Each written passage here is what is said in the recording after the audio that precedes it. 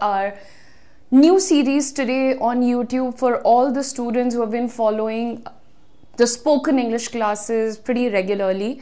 And as you guys can see, or you must have seen the thumbnail, it says 9 days and 9 situations. यानी कि इस series में हम सीखने वाले हैं situation based sentences for various scenarios. जैसे अभी यहाँ पर हम सीख रहे हैं phrases or sentences that are very useful for a certain meeting situation. यानी कि अगर आप एक मीटिंग में जा रहे हैं या आप एक मीटिंग होस्ट कर रहे हैं या फिर आप किसी भी मीटिंग में जुड़ रहे हैं एज अ पार्टिसिपेंट, तो कुछ एक झलक यहाँ पर ऑफ कोर्स बहुत, because this is a boundless topic.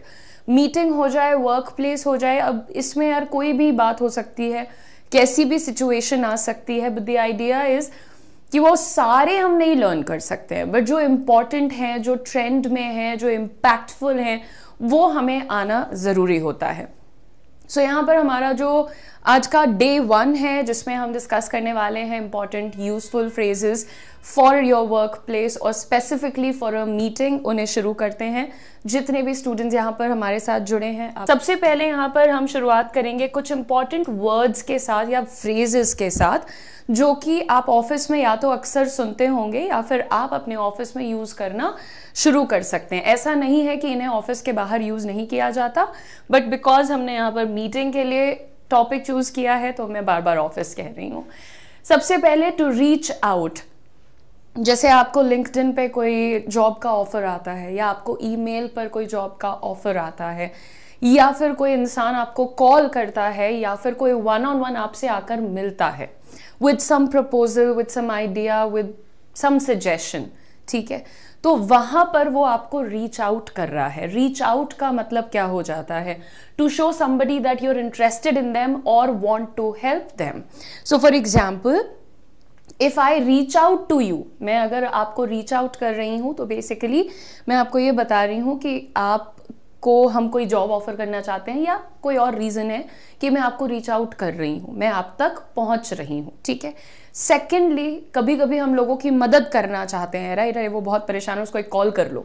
So it would be good if you reach out to that person. यानी कि अच्छा रहेगा अगर तुम उसको रीच आउट करोगे, उस तक जाने की कोशिश करोगे, पहुंचने की कोशिश करोगे. तो रीच आउट के मीनिंग्स हमने क्लियरली लिखे हैं. जनरली जब आप कहीं स्टेबल जॉब में होते हैं, अभी आपको स्विच नहीं करना है, बदलना नहीं है, तो आप को जो ऑफर्स भी आते हैं उस पर आप क्या रिप्लाई करते हैं, कैसे रिवर्ट करते हैं politely. Currently I am in a stable job और I am with an organization that I am happy with, but thank you for reaching out. This was the important phrase that I wanted to highlight. तो अगर कोई आप तक एक opportunity लेकर या आपकी मदद करने के लिए आ रहा है तो उसको थैंक यू बोलना ना भूलें और रीच आउट का यूज करें. Thank you for coming to me, thank you for mailing me should be avoided. Reaching out is the better phrase and I believe more accurate. Next is to circle back. Circle back का मतलब होता है to return to a conversation or discussion at a later time. यानी अगर हमने मान लीजिए कल किसी टॉपिक पर बात की थी, ठीक है, एंड या आज हम किसी टॉपिक पर बात कर रहे हैं और मुझे जल्दी है कहीं जाने की, तो मैं आपको क्या बोलूंगी कि we will circle back to this tomorrow again. यानी कि कल वापस हम इस मुद्दे पर बात करेंगे. तो वापस लौट कर एक मुद्दे पर आना, टॉपिक पर आना, बात करना, उसी को कहते हैं सर्कल बैक करना. कोई चीज आपने शुरू की, आपको उसका हालचाल लेना है कि यार वो काम सही हो रहा है, क्या स्टेटस है, एटसेट्रा, तो आप क्या बोलेंगे? I'd like to circle back on that. I would like to circle back to that. यानी उस मुद्दे पर मैं दोबारा बात करना चाहूंगी या चाहूंगा. नेक्स्ट हमारा फ्रेज जो है that is to follow up. This is a very common one. लेकिन जब भी आप कोई काम, कोई ड्यूटी, कोई प्रोजेक्ट, कुछ भी आप इनिशिएट करते हैं तो it is very important that you keep following it up. यानी फॉलो अप करने का मतलब to find out more about something that you initiated earlier.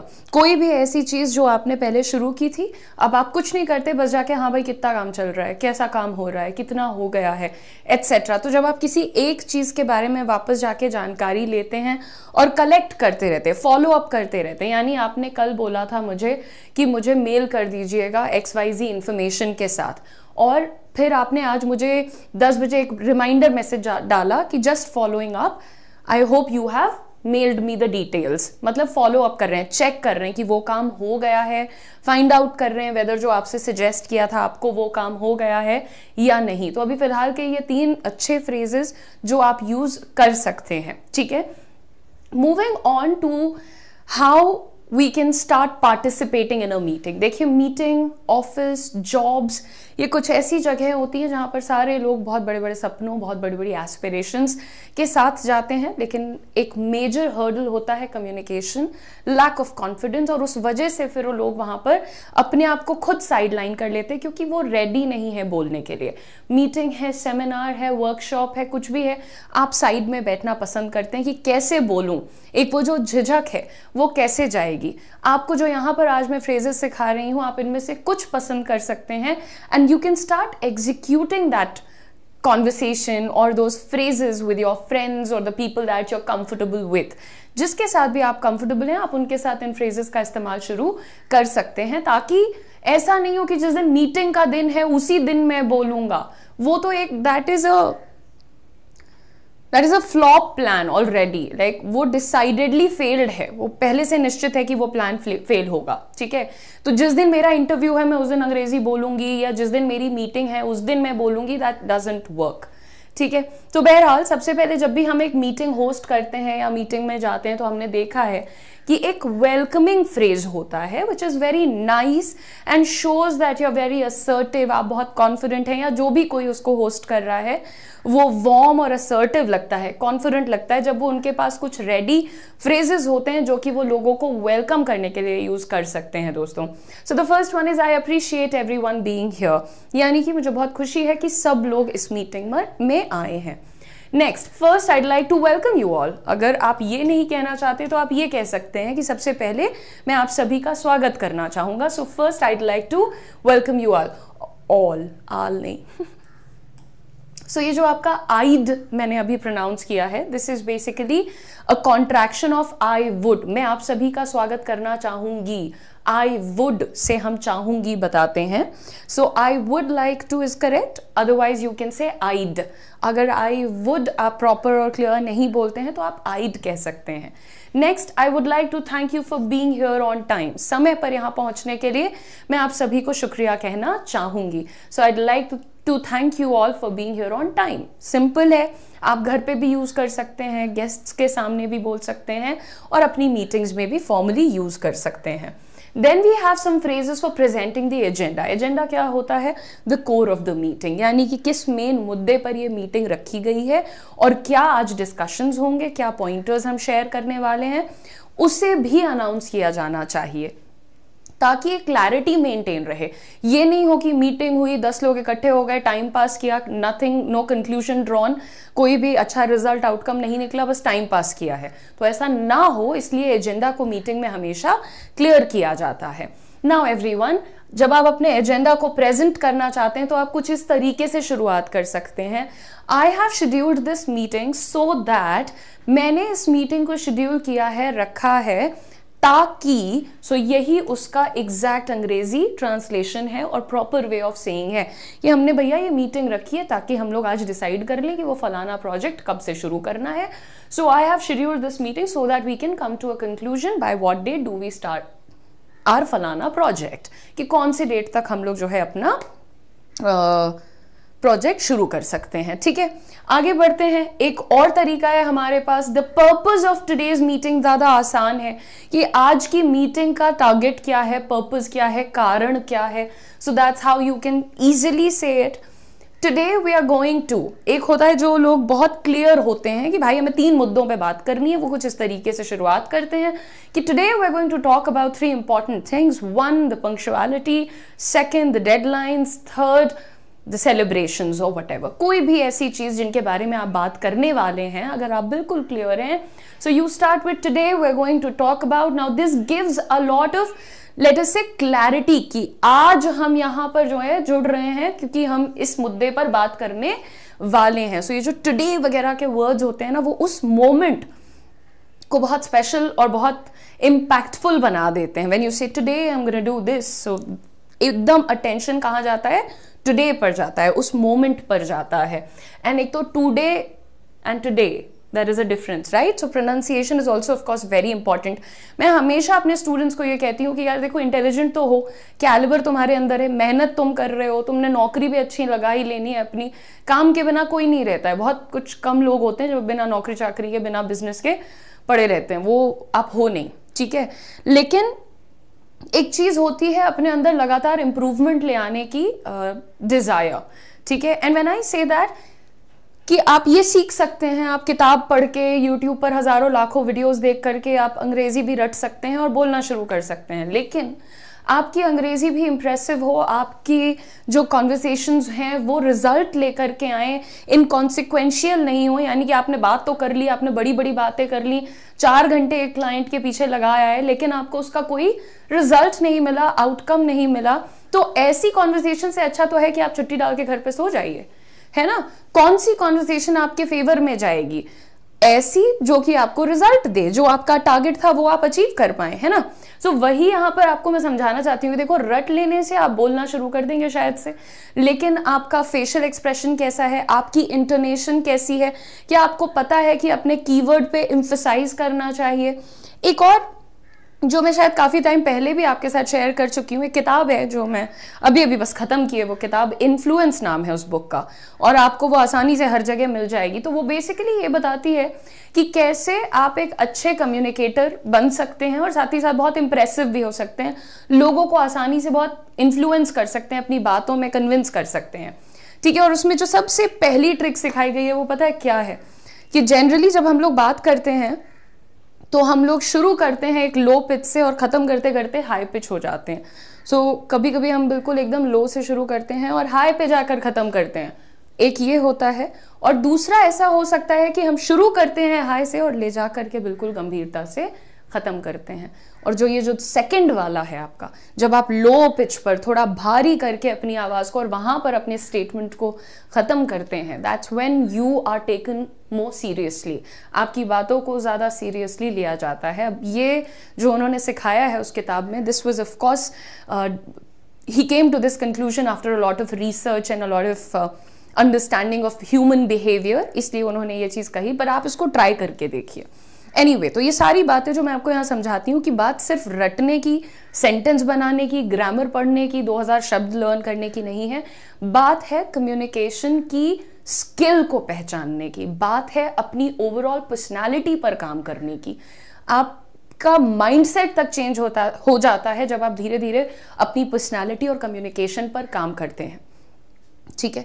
बहरहाल, सो अभी देखते हैं phrases for sharing updates in a meeting. अगर कभी हमारे पास मीटिंग होती है तो जनरली एक पूछा जाता है कि लास्ट टाइम जो मीटिंग हुई थी तब से अब में क्या डेवलपमेंट्स हैं, क्या चेंजेस हैं, क्या इंप्रूवमेंट्स हैं, या क्या सेटबैक्स हैं, कोई नुकसान भी हुआ है तो ज़रूर बताओ।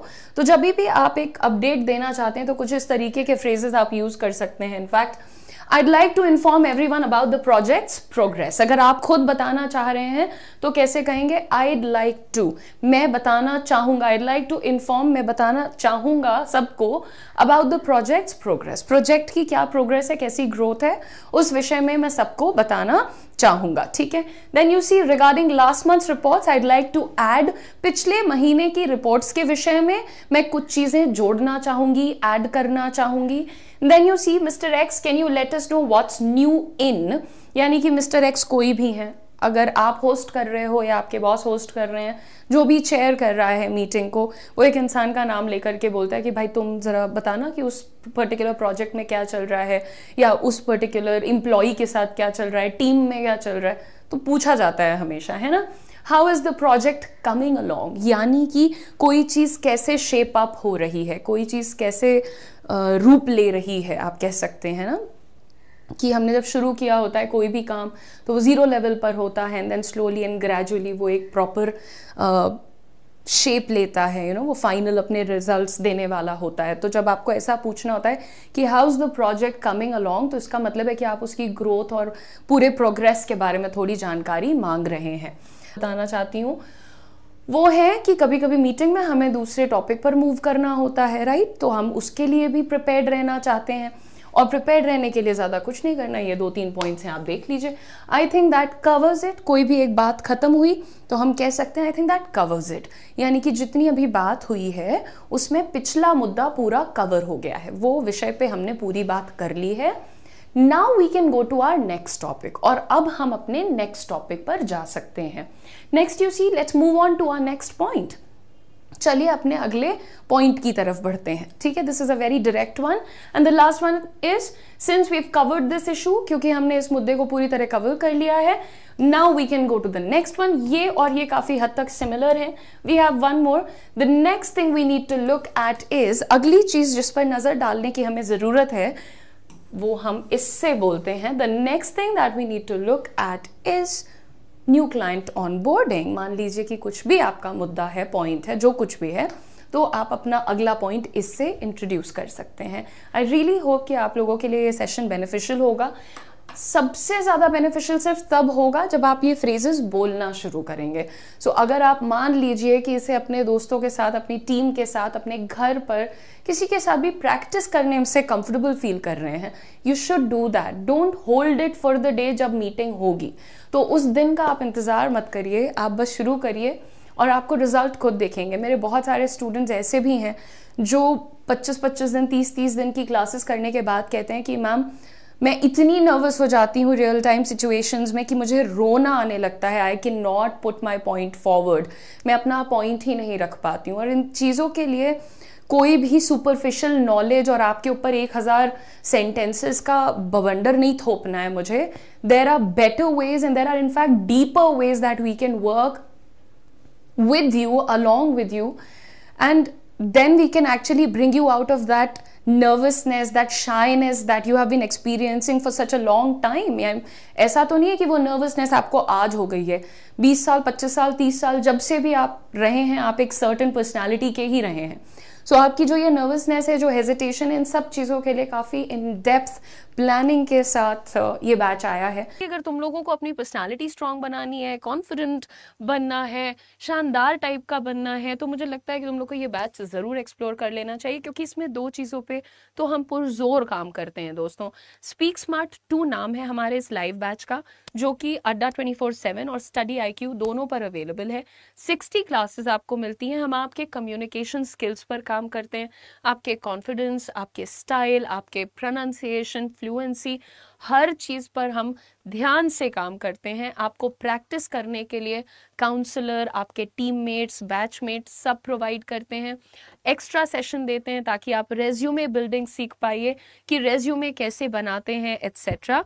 सो सभी लोग प्लीज़ कोशिश करिए कि आज ही एनरोल कर लीजिए, ताकि इसकी 2 क्लासेस अभी तक हुई हैं और तीसरी क्लास आप मेरे साथ लाइव देख पाएंगे। एक बहुत ज़रूरी सूचना है, अड्डा 24/7 और स्टडी IQ दोनों जगह पर आप लोगों को सेल शुरू हो चुका है, आप लोगों की सेल स्टार्ट हो चुकी है।